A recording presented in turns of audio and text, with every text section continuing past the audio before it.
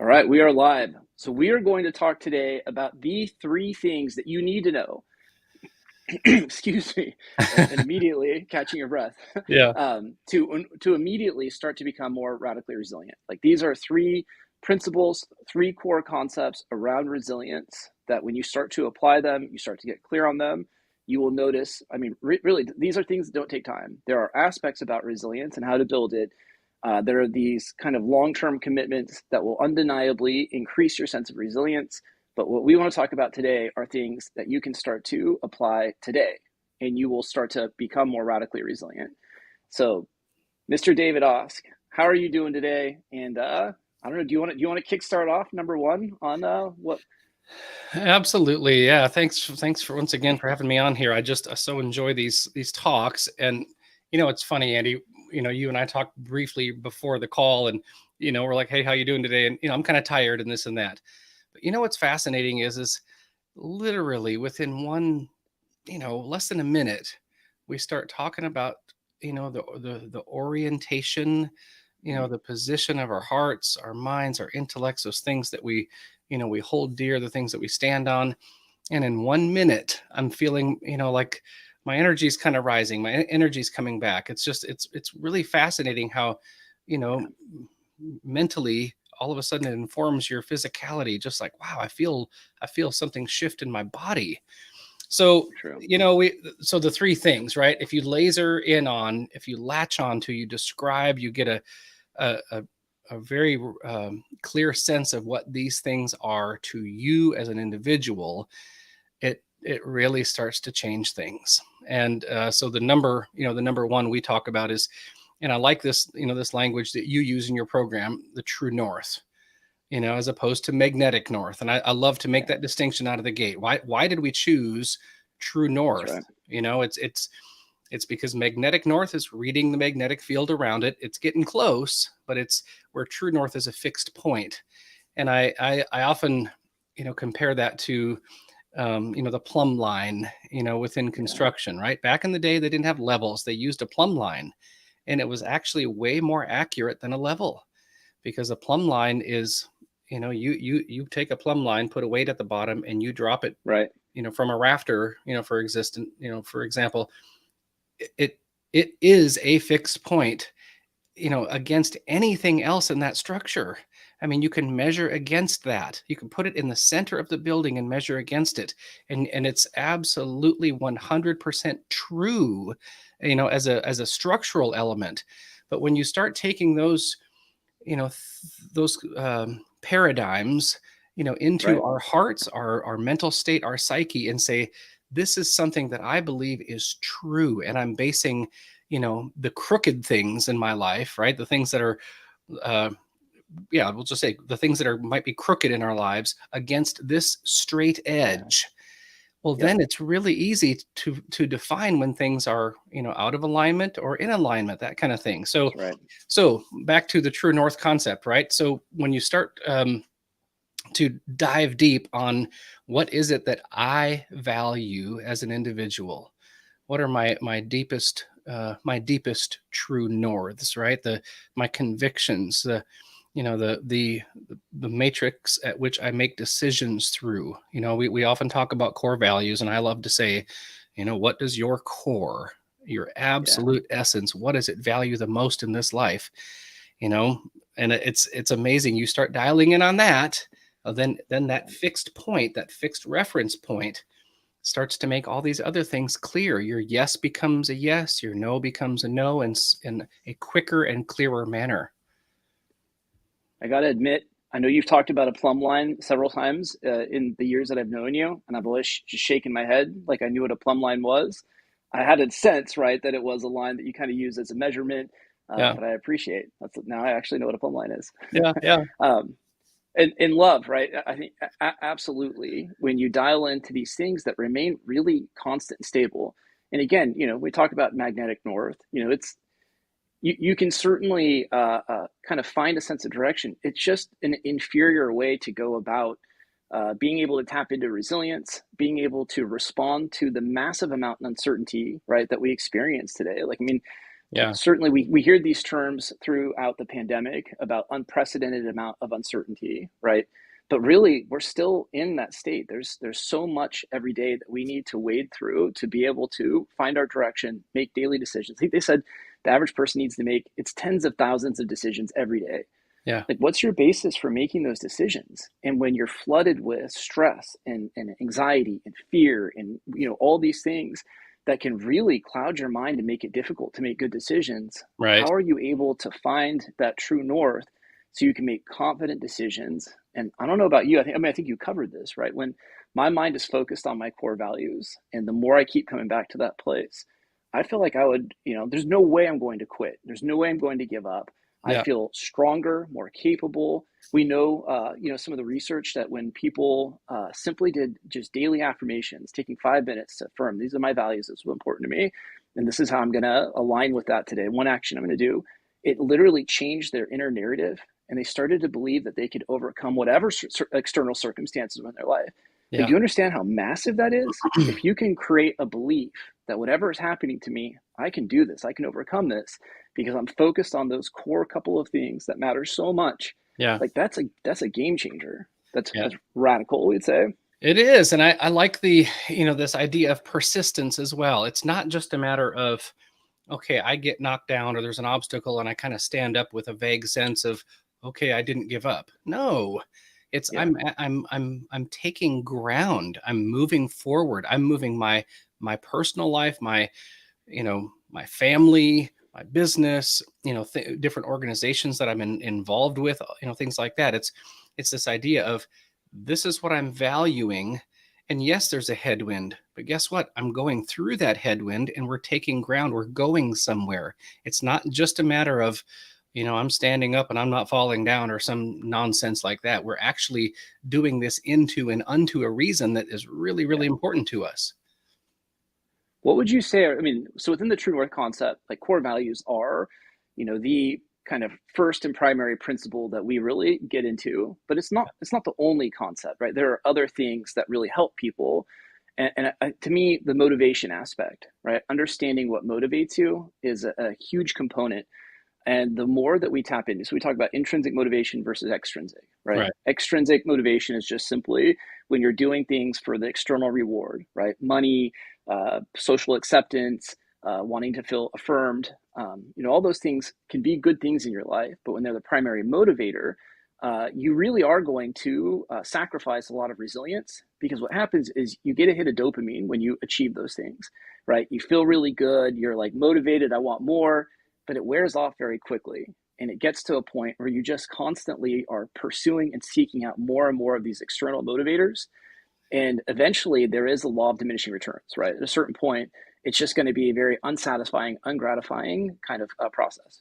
Yeah. But when you tap into the things that intrinsically motivate you, like, you get rewarded and motivated and fulfilled simply by the act of doing that thing, Yeah. right? That's a powerful model and force to tap into, where all of a sudden that you pick up resilience, right? It becomes kind of that virtuous cycle. The more you do that thing, the stronger you feel, and you can go all day long, right? I mean, some of the people, I think you are one of these people to me that, a lot of times when I'm talking with you, you just this incredible energy. I mean, I know you said you're a little tired today, but by and large, right, the enthusiasm that you bring to things, and there's a few other people in my life too that half the time I'm like, did you just drink like 6 Red Bulls before we, met or something? And I believe it's because they spend the maximum amount of time doing things that are intrinsically rewarding. If you can start to tap into those things, one, it's the key to getting into flow state. If you don't know what flow state is, it's the same thing as being in the zone in sports, right? It's where you operate at your greatest potential. Yeah. Most people would love to get into that, but that's a radically resilient state, right? And the more you're able to do those things, I promise you, you will start to just operate at a higher level, and you will not quit. You will find that what you do is so enjoyable, and you will persist, and you will start to experience breakthroughs like you've never had before. What do you think about that? Yeah, I love that. As you were talking, I was thinking this idea, and this is a concept that you actually made me aware of. This idea of passion, comes from the word suffer.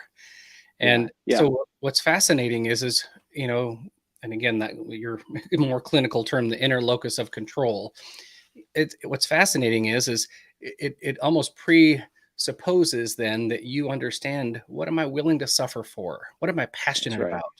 what is it that is meaningful to me that I'm willing to, to push through obstacles. And um, really it's this idea of just creating, being a creative in your space, but doing it with passion. You're creating, order out of chaos, especially when you're in, a parent or something like that, right?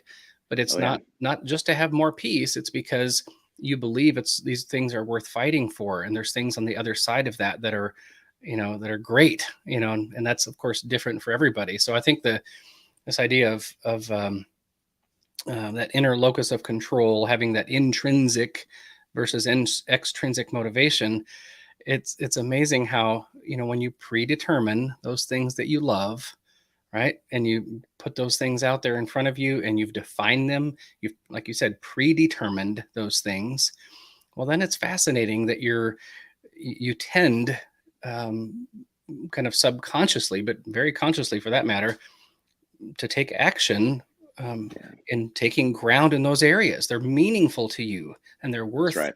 they're worth fighting for. And then another thing you said that I just love, it kind of goes back to that the paradigm of the virtuous loop that you talk about. The act of taking action in these areas and fighting for these causes, if you will, right? And that could be everything from marriage to parenting to business to, culture, all, things like that. Just the act of doing it feels really great. You put your head down at night and you've taken action Yeah, in areas that are important to you. yeah, yeah. So well said. And the inner locus of control is the second concept. Real quick, I remember I got a chance to interview John Lee Dumas, JLD, right, has an amazing podcast, Entrepreneurs on Fire. And as I got a chance to get to know some of his story, he shared with me about how he went to law school after his stint in the military. I asked him, I think he quit after the first semester. I was like, why did you do it in the first place? I think his dad was a lawyer. He knew that you could make good money. It wasn't something necessarily he's intrinsically motivated for, but he saw it as like a stable career. Very quickly realized, I do not enjoy this, right? Like he could have pushed through, he could have used resilience that wouldn't be radical to try and push through it. But right, radical means that it comes from the very core, the Yeah. essence, right, of who you are. So to continue to push through to do something that you don't enjoy, you might be good at, right? But it depletes you, it wears you out. That is not radical. So he was able at least to get out of grad school or law school very quickly. And then I think he got into was like real estate or something like that. And I believe he was doing pretty well. He was making good money, but really just completely unsatisfied and fulfilled, right? The drive into the office every day, he dreaded. He dreaded Mondays. But he would listen to his podcast on his way into work, right? And he thought, man, how cool would it be if there was a daily podcast that just lit you on fire, right? It was like having a cup of coffee in a podcast for you. And so he realized that's what I want to do. So he started to create content, started to do it. Obviously, not an overnight success. And in fact, struggled significantly. But because he had tapped into something that pointed true north for him, right? Something he was willing to suffer for, there was no way in hell he was going to quit. He persisted and kept pushing through. And even the struggle of it, he loved, right? Yeah. Because again, he was doing something that was so meaningful for him, it aligned with his values. And sure enough, the guy's massively successful. He produces, I think, once a month his like monthly financial statements. It's like I think over $100,000 a month easily, right? That Yeah. he makes. So I think he's done pretty well with that. Yeah. And it's just a great story, right, of what happens and the difference between when you start to do things that you're intrinsically motivated for versus doing things that you might be able to be successful with and you might even be good at, but man, it is not true north at all. Is that Right. Yeah, um, I love that. And here's what's really wonderful, right? Is we're all made so unique. yeah, And so quite often, we kind of the natural progression, right? Where you're a young boy, young girl, whatever, and you start looking at your parents and your aunts and uncles, your older siblings, and you can start dipping your toe in that water, right? And you're like, well, maybe that's what I would enjoy doing. Maybe that's, things that light me up or activities I enjoy, that kind of stuff. But you find out rather quickly that there may be some overlap, but at the same time, what you care about, what the things you enjoy doing, your strengths, the things that really light you up are not what your parents, do, yeah, typically. yep, And so that's why that idea of just self-awareness and having, a guide, come along and to ask you great questions so that you start being able to answer the questions for yes, yourself right? My son Parker just graduated high school, is going to college, and this idea of self-actualization for our family is front and center. He is, Beautiful. I mean, he is so ready to launch. And, by in the mornings, he's all fired up. And then all afternoon, he's really scared. He's like, he's right in that liminal space of, Oh yeah. self-actualization, right? He has all of these things that he's kind of nailed down, but he's not put them into, a context or put them into use yet, really. And so he's kind of in this weird limbo phase. And it's fascinating to see him develop that inner locus of control and kind of start to launch, right? It's a really fascinating thing. But guess what lights him up is very different from what lights me up. And he has literally had to kind of pull back from my views on things, the way that I see things. And I've encouraged him to do that. Use your brain, question things, ask great questions, dial these things in for yourself. And I'm super excited, Andy, even a year from now, to see the things that light Parker up that are different from right now. It's going to be really fascinating. Yeah, that young man's going to be a rock star. So Thanks. LinkedIn community, watch out for Parker Osk. But yeah, it's such a great point. And to start to transition, one, we talked about giving 3 things that you could immediately apply. I will say, right, there's plenty of core value worksheets or assessments that you could probably find online. Right? I know you can find online. If you want one, hit us up. We're happy to send you one of ours. But it's amazing. I mean, when you start to not just be able to give a language and say, here's 5 things I care about, but when you can then take it a little bit deeper and say, this is what they mean to me. This is why they're important to me. This is how I want them to show up in, my day-to-day life and the work I do and my family, right? In those areas, you will see immediate benefits from that, right? It will start to shift, what you notice, what your focus starts to, and the more that you focus and align your activities, the results are instantaneous. Incredible. I mean, it really will start to be, have an impact immediately. Yeah. So the other parts, intrinsic motivation, I feel like that, those are great things to do. A really quick exercise that you can do to say, why am I doing this? Right? I mean, really, I should just ask that, right? What am I doing? Why am I doing this? And to what end? When you start to get honest with yourself, right? Am I really doing this because I need someone to tell me how amazing I am? Or am I doing this because it's something that has to come out of me, right? So something I really care about and I love doing it. Yeah. That's a game changer. It takes 2 minutes, to do. So I love it. By the way, that Oliver Wendell Holmes quote, some people die with their music still left in them. I'll be honest, I don't know quite what he was getting at, right? When he said that. And I think that you can take that in some different directions there, right? I'm guessing he was thinking maybe more on a creative level or a tangible purpose or something like that. But what I think is really fascinating is when we think about music, on its own, what is it really for? It's this other language that our heart and emotions kind of ride upon. It changes us. It changes someone else. When I write a song or sing a song, right? It's not just to, okay, that was pretty, move on, right? I'm trying to communicate something and change someone's perspective and their view of themselves and the world around them, that kind of thing. But here's the neat thing: you can play one song for 1,000 people, and then ask the people, "How did this affect you?" And you're going to have 1,000 different reasons or explanations and so on. And I think that this idea of the inner locus of control, intrinsic motivation, and so on, kind of, you kind of got to find the music in you. You've got to find that I don't know, beauty, strength, courage, energy, that kind of stuff that you want to communicate. Because if you don't get to that spot, you might be able to build somebody a deck. You might be able to make a widget or, do things that are kind of helpful for the, the community around you. But you're not going to find that real sense of fulfillment, again, like you said, of just the act of doing these things, and the way that you would do that uniquely, that kind of thing. I hope that's making sense. That is just so fulfilling. I love that word fulfillment. And if you got to laser in on that kind of that really rich stuff, that music. Otherwise, it's not fulfilling. It's just somebody doing a perfunctory action and maybe getting paid for it, as opposed to Yeah. bringing your music to the stage, as it were, wherever you are. Yeah.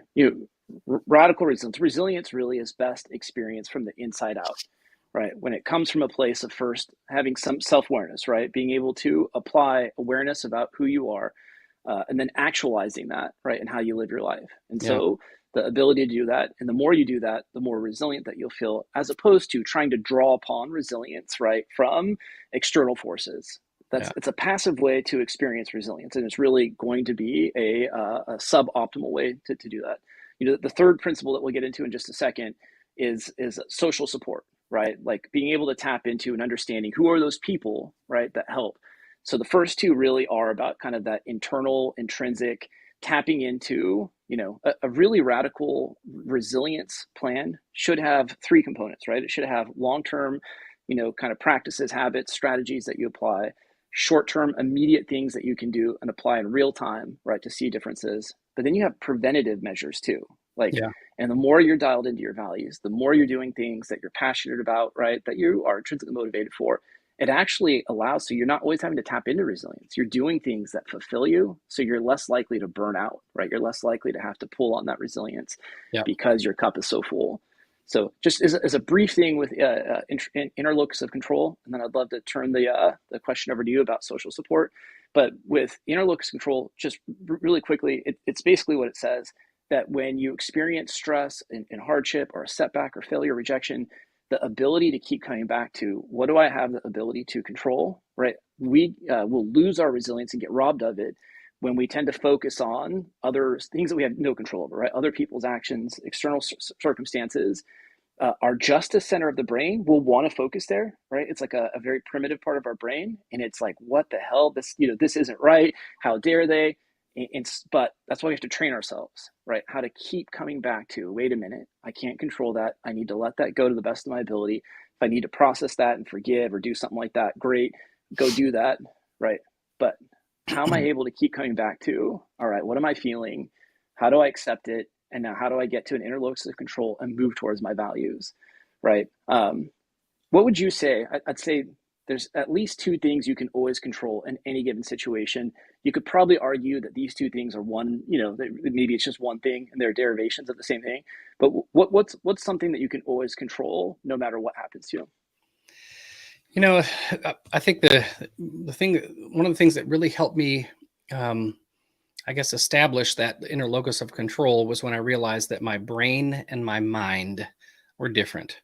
Right? That's great. Your brain is kind of on autopilot, and my mind, I can make up my mind. That's where we got the term, right? I can choose Yeah. to pick this up, or whatever that is. I can choose to have a conversation with you, that kind of thing. And I think that this idea of, okay, all right, I can't control people and stuff around me, but I can control me. Me, Yeah. myself, and I. Especially when you've predetermined, right, what's valuable and what isn't. It's not to say that sometimes it's not difficult, right? Something happens, somebody says something, you Well get a said. rejection of some sort, you've got cortisol running through your body, your mind, body, and spirit, right? You're under attack in some ways. You have to use your mind, your intellect, and to establish, okay, what's actually going on here, and how do I want to respond to this? That's right. And so I think that just understanding that that we do have choices, that we do have control. We're not machines. We're not animals. We can actually use those things that are really valuable to us, that we've established. And I love that word, established, and stand on those things to make the next right choice as we see it. Yeah, yeah. So well said. I've had some people say, "Well, you can control your emotions." I would say you can't control those. Those things fire so quick without your consent. But the way I love how you cover it, right? That your brain, and the difference between that and your mind's often thought of as like the conscious brain. Sometimes people refer to it as the soul. Yeah. But right, that ability to, right now, I can always choose how I respond to this moment. Right, that I can absolutely do. I think to some extent your attitude, right? Again, and maybe that's part of choosing how you respond in the moment. I love Viktor Frankl. Two of my favorite quotes in one of the greatest books ever written on personal development. Obviously, he was in 5 different Nazi concentration camps, experienced just the most horrific. His parents were killed, his wife was killed, but he said that his attitude, his ability to choose his attitude, is the ultimate freedom. And if you give that up, then you give away the one thing, right, that nobody can ideally take from you. And Yeah. then my second favorite quote he said is, between the stimulus, between what happens to us and our response, there's a space, and that space is where our capacity for growth and freedom exists. Yeah. Similar thing, right? When we just go around all day reacting and responding, or magnetic north, right? Constantly reacting to our environment, instead of coming with a sense of, I am applying who I am into this moment and living with an assertive, confident way of how I approach things. Yeah. It's amazing the difference between those, right? So I encourage a lot of my clients, when I go into a corporate setting, right, I actually have them create a checklist of things that they can control, and they put that wherever their workstation is at. A lot of times people, they'll put it in a variety of places. So in that moment when they're flooded with cortisol and stress or whatever that is, right, the ability to see right there, right, I get to choose my attitude, right, and I can choose how to respond. It reminds them in that moment, how do I want to respond to this moment that points true north, right, that I'm going to feel great about, an hour from now, Yeah.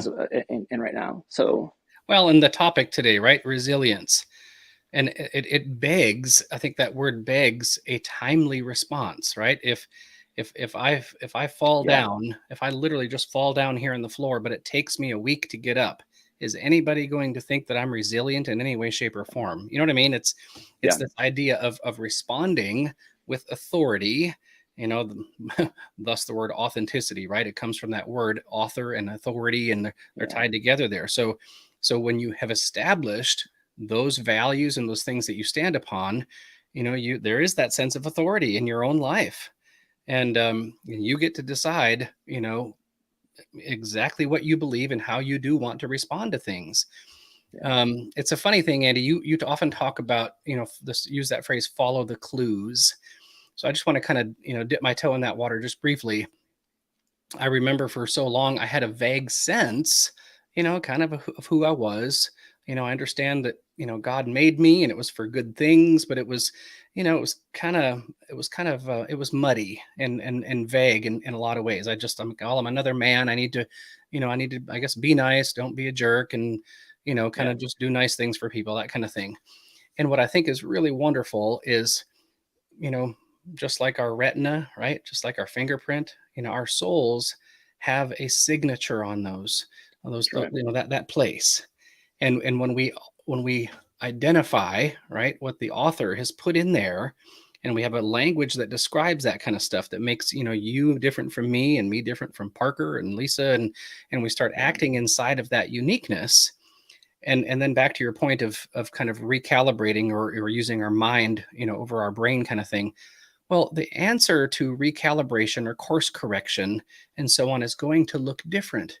But here's what's fascinating: when I start um, recalibrating, course correcting according to my nature, right, according to yeah, those things that are valuable and powerful and precious to me, follow the clues, right? It feels good. It that's feels right. natural. It feels normal. I start to feel resilient. I start to feel free. But if I haven't established those things, I'm going to be a procrastinator. I'm going to avoid things like the Yeah, plague because I don't want to deal with it. I'm going to feel stuck, imposter syndrome, shame, stuff like that, as opposed to that inner locus of control, feeling established of these things that I find valuable and that I don't, the things I'm going to say yes to and no to, because I've predetermined those things well in advance of an opportunity or an obstacle. It's that's right. amazing the difference. But we look around and we see people who are, and I've been there, who are just absolutely responding to all the incoming and just trying to survive, as opposed to be someone who um, is building a beautiful and powerful life that probably will have a legacy and people will Yeah, remember the impact, as opposed to, I'm just in hunker down survival mode here. yeah, yeah. So well said. And I mean, there's, on the pathway to living a great life, to building a successful business, to having a great marriage and a great family. Like, there's no pathway that doesn't involve rejection, setbacks, failure, pain, discomfort. And I think a lot of times, where I see people really get off their true north, and where is they just want to avoid. Like, we have this false idea, right, that we should just experience as much pleasure as we possibly can, and we should avoid things that are uncomfortable. That's a terrible, terrible strategy, right? The most successful people, I mean, me too. I did that. That was my whole life. Yeah. Yeah, absolutely. Right. I didn't feel equipped to deal with the things that were uncomfortable. I mean, I didn't feel like I had the coping skills or tools. The funny thing is, it was always there. Like, those tools and those skills and the ability to rise above are there. You just need to be able to start to give them a name. Maybe you need to sharpen some of those tools, sure, but everybody has it within them. It's just a matter of being able to start to, one, believe in that, right? Like, again, that narrative of self-efficacy. When you start to believe you can overcome your circumstances, it's amazing what you will start overcoming. And then, the ability to feel like you've got a strategy. I think I've said this story a few times. My son, Asher, 7, and at our park, there's a climbing wall, right? There's like two. There's one that's got like a 45-degree angle, and then there's one that's like literally straight up. It goes about 9 feet up, and the straight up one terrifies him, right? He'll get on there and he just gets frozen, paralyzed with fear. Yeah. And so I told him, I said, you need to establish what your pathway is up there before you get on the wall. So I want you to literally map out what foot's going to go first, what foot goes next, and where do you go? So he got back on there, and he's still scared. He's like literally shaking on the wall, right? And I'm like, please don't fall, please don't fall. And he starts climbing, but because he had a strategy in place beforehand, he was able to still move despite the fear and adrenaline, right? And one by one, he starts going up. He made it to the top. His look of achievement, right? That sense of kind of satisfaction, and then success begets more resilience, right? Because he was successful, he's like, I want to do it again. Next thing you know, this wall that had, defeated him so many times before, he climbed it 6, 7 times that same day, right? And now he has this belief, I can do hard things. That's the key, right? When we start to lean in, we want to increase our tolerance and discomfort for, things that are difficult. That doesn't mean, like, we don't have to deal with unnecessary pain. We create a lot of unnecessary pain. In fact, avoidance actually creates a lot of unnecessary, discomfort and suffering. Yeah. But, have you heard the story about the difference between cows and buffalo and how they deal with a storm? No, go ahead. So I believe as a storm is coming in, cows naturally run away from it. They're trying to escape it. Buffalo, on the other hand, they run straight to it. And so while the storm's coming, right, they certainly are getting pelted, but because they're running through it and running into it, right, they minimize the amount of time that they spend in the storm and the pain and discomfort. Cows, because they're trying to escape it, they actually maximize the amount of pain and suffering that they experience, right, because they're running along with it.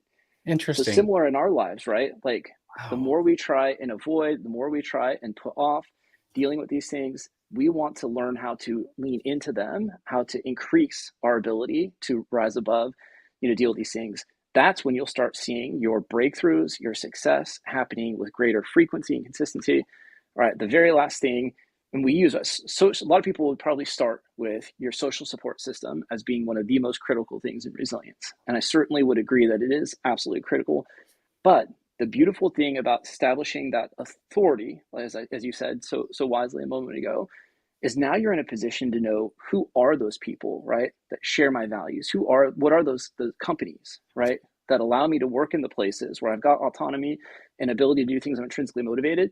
If you haven't established that first, the inside out model, then you're likely to, sure, you might surround yourself, but you might surround yourself in jobs or people that actually rob you of resilience. And so starting first with the self-awareness and then choosing is a much, much more powerful and effective strategy.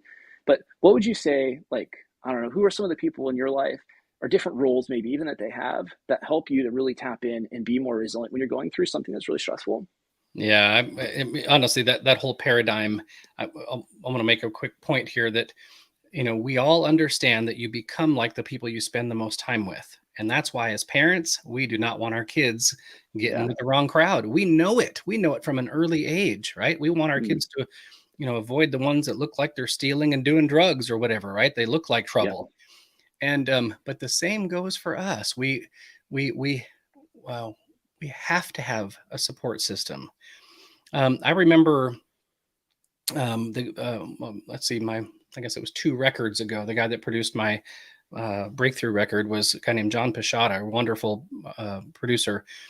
And he told me, he said, this is probably in, man, over 10 years ago. He said, David, he said, you need to get a virtual board of directors for your life. And he Mm, said, they might not even know that they're on your board, but he said, you need to start, having, professionally and personally, he kind of introduced this idea of a mm, mastermind, really, to me. You need to have people in your life that you go to for, it might be, marriage and parenting, or, health or finances or entrepreneurship or things like that. But people in your life that that can help you, but also who know you, who know your proclivities to, certain pitfalls or things like that. People that you let into your, your inner life, and so on. And I think that if you see, well, and it kind of goes back to that old African proverb, right? If you want to go fast, go alone. If you want to go far, go together. yeah. And I just, I don't know. I can't imagine, being the person that I am right now, and uh, doing the things that I'm doing without having a team, right? I've got three Yeah. coaches in my life, and these are people that know me well, but people that I pay on a regular basis to walk me through certain, uh, Yeah. seasons in my life, for certain, issues, things like that. But then I also, of course, like you, right? We pay for a mastermind group of Yep. great men who know everything about us and who can give us wise counsel, that kind of thing. And then I've got, personally, I've got, several friends who have just been, just wonderful gifts to me. My best friend Alan, he and I've been friends since we were 4 years old, and he and I That's couldn't awesome. be more different. But the neat thing is as adults and so on, we've come to, not just like and really love each other, but respect each other's, uniqueness, and the things that he kind of brings to the table with, more maybe intellect and, a methodicalness to life.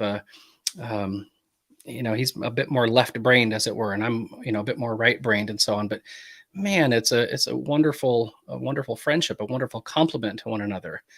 And I mean, I feel it's funny. I literally believe I might have more great friends than anybody on earth. I really believe that. It's kind of funny, but I Knowing you, absolutely, I, I think you're right. Like you might be accurate. I love people, and I'm Yeah. it's such a powerful, true thing about my nature, is to be really, and, have great friendships. What's crazy with you, I mean, obviously I don't know the nature of every one of your friendships, but the sincerity. Like there's a lot of people that know a ton of people, right? There's a lot of people that, they're just charmers and they're great, but there's no depth to a lot of those relationships. Like you've got depth and you've got like volume. That's I hope rare. And so. I hope so. yeah, I don't know any other way to do it. It's like, if I'm going to get to know somebody, I want to get to know them, and I want them to, I want the kind of that reciprocity of feeling safe and empowered and challenged and loved and accepted and all that kind of yeah, stuff to be very, very equal. So I try to be as transparent as I can, and at the same time, this idea, hey, if you're into it, I'm into it. I'm for you. Let's do yeah. this. That's key, critical, right? To be resilient. You can certainly surround yourself again with people, and I'm not saying that the occasional superficial relationship, right? Like there might be something you really love doing together, going to NASCAR, going to games, whatever it might be, right? And there's just great joy, and doing those things might actually make you feel more resilient because those things are important. Yeah. But having people, right, where there is reciprocity, like you covered, I think, a couple of really key aspects: that safety, right, psychological safety, the ability to be able to talk about things and to even tell someone, right, to be honest with someone about like, hey, you kind of effed up, right, or you did this, and to have that sense of, to have that constructive criticism that leads to growth. Like you get in a mastermind or you get in a Yeah. really healthy friendship. And I think you covered too, right? Within a really healthy support radical resilience network, ideally you'd have friends that fulfill different roles, right? You have a good time, a person that's just amazing at getting you to laugh, and Yeah. because when you're really stressed out, sometimes you need to just really go and like laugh and lighten up, right? I think being able to have someone that has the wise counsel, as you pointed out, and Yeah. love seeing Anna. I mean, you are such a wise person. Strong fit friendships are absolutely critical. Yeah, appreciate that insight and feedback there. But yeah, and having someone that wise counsel, having someone that's the unconditional listener, and a lot of times having a professional coach, right? even though having a strong friend network really is one of the most beautiful and uplifting things. Yeah. There's crazy research around people when they're climbing up a mountain, when they're alone versus when they're with people. When they are alone, they consistently thought that the mountain peak was higher and more, the incline was steeper, suggesting that when we feel surrounded by people, things just seem more doable. There's more hope, right? Yeah. And then we know this stress research with Dr. Kelly McGonigal, that when people are stressed and they isolate, which so many people do, right? So many people just push people away and feel like, I just need to handle this, and when I'm done, then I'll reach out. But we know that constricts the blood vessels in the heart, right? When you're stressed and alone, versus when you are stressed and a good friend reaches out and you say, yeah, I really could use some support. It suddenly changes. It dilates the blood vessels in your heart, which is healthy for you. It literally transforms the cardiovascular effects on your heart when you are stressed out and you feel the love and support of someone that cares about you. And so that's, to me, like, that's radical, right? It's totally radical. I heard something the other day where the number one precursor, if you will, to longevity was relationships. Meaningful friendships is the number one factor to increase your longevity in life. Oddly enough, the number two was leg strength, which I thought was interesting. And they say that when people's legs get wobbly and shaky, either they fall, right, or they don't go out in public as much because they feel insecure about their ability to be safe. Well, then their relationships start to dwindle because they're not as social.